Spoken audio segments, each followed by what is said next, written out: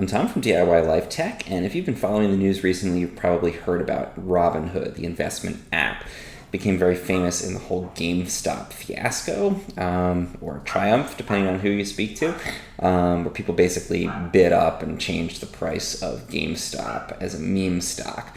And Robinhood is one of the platforms that people use to do this. And it's also a platform that a lot of younger people, members of Gen Z, millennials, use to invest in crypto, to invest in individual stocks.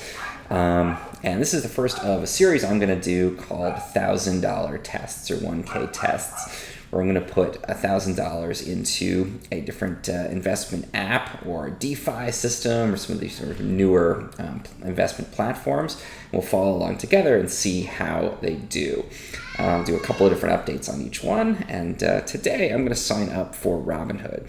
So I'm what they call a geriatric millennial. I'm on the older side of the spectrum there. So I haven't used this before, but it is a mobile-first platform in general, and it's known for having commission-free trades, as we see here. In order to do that, they apparently sell their deal flow, so information on who's buying what, to other brokers or other financial institutions. So it's sort of free, but you're basically they're monetizing it through your information, which is interesting. They have some interesting features, again, commission-free stock trades, but also these fractional shares. So even if you don't have enough money to invest in one share of something like Tesla, for example, you can get fractional shares for a few dollars. Is what I've heard on there. And this IPO access is interesting to me too. You can be sort of the first to initial public offerings.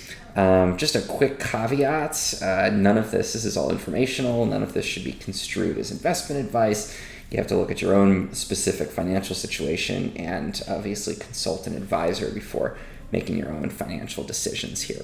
This is just sharing my own experience. So I also have heard that Robinhood has really good interface and makes it very easy to do these kind of stock trades. So I'm going to sign up online because it's easier for me to make the video here, and then we'll check it out on my app on my phone.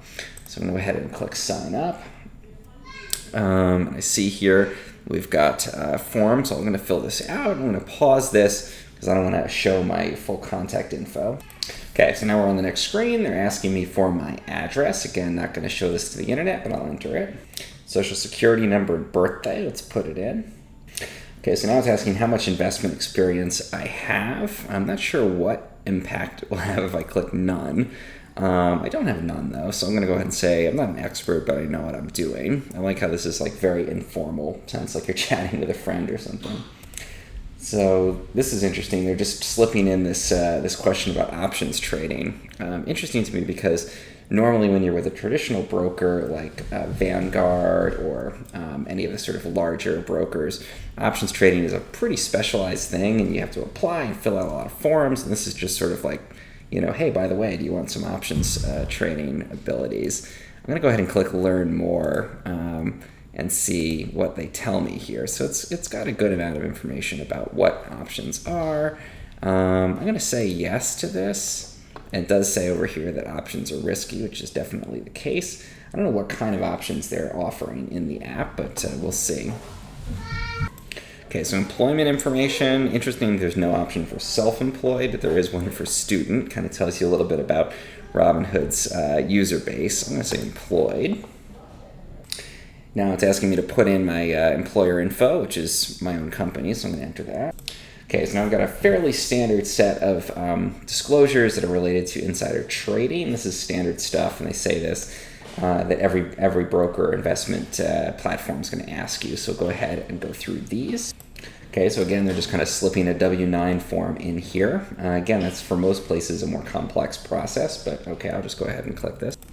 So this is really kind of a funny agreement. I'm scrolling through here, and there's these disclosures and normal legalese, and then there's these conversation starters at the end, like we're chatting with a friend here. So I think they're definitely tailoring the service to a not necessarily very financially literate crowd. I think it's an interesting way to approach that. Okay, so my application's complete. Now I've got the option to fund my account. Start small, they're saying, invest at your own pace and your own budget. We'll see what the smallest amount they'll accept is. I think this is interesting. You can immediately get $1,000 in instant deposits. So oftentimes when you start an account, at a more traditional broker, it takes a while to get that first deposit in using an ACH transfer, 3 or 4 days. Robinhood seems to have sped that up so you can get going right away.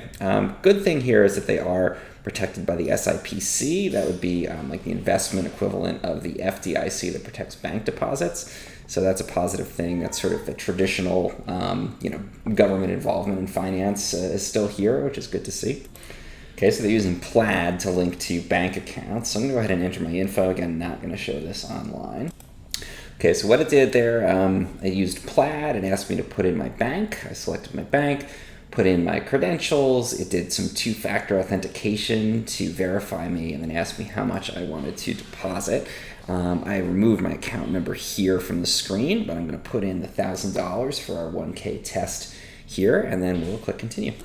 Okay, so that seems to be successful. You're good to go. And we got a big thumbs up coming out of a little tablet thingy there. So it's interesting. It sounds like maybe they're fronting you the money and then, going and getting it from your bank later so that it's available immediately. Good, kind of clever tactic to get people started, that instant gratification that you don't get at other places. I think that's an interesting strategy so that if you kind of thought, well, let's try this app out, you can be probably trading, we'll see, within, maybe 20 minutes here. And in fact, yes, here we are in the dashboard. You can see $1,000 is ready to go. And then it's giving me this interesting list of stocks that I might want to invest in. I think the things they're choosing to put here, what have we got here? Snap. So that would be the service behind Snapchat. I don't think most brokerages would push that to the top of the list. Apple, Twitter, Tesla, these are the sort of classic stocks you think of when you think of the Robinhood platform. Relatively young companies that relatively young people are going to know about. And it really does seem to be oriented towards this very sort of millennial or Gen Z friendly, kind of technology and social media companies are the ones that are pushing you towards investing in here. I think that's really fascinating. You don't see like Archer's Daniel Midland or some big conglomerate on here. It's really these sort of trendy, interesting stocks that people have heard of before.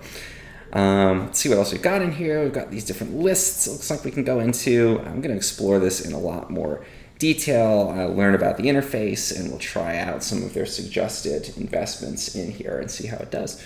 But this is just getting started there. Got the account going. Probably took me all of about, maybe 20 minutes. And that included, reading through some disclosures that a lot of people should read but probably don't. So very easy to get started here and follow along if you want to see how this $1,000 test goes.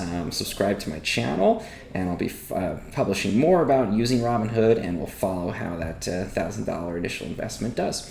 Again, as always, this is just informational. It's my own experiences. Always consult an advisor and a professional before you make your own investment decisions. Thank you for following along here, and again, subscribe to see how this all plays out.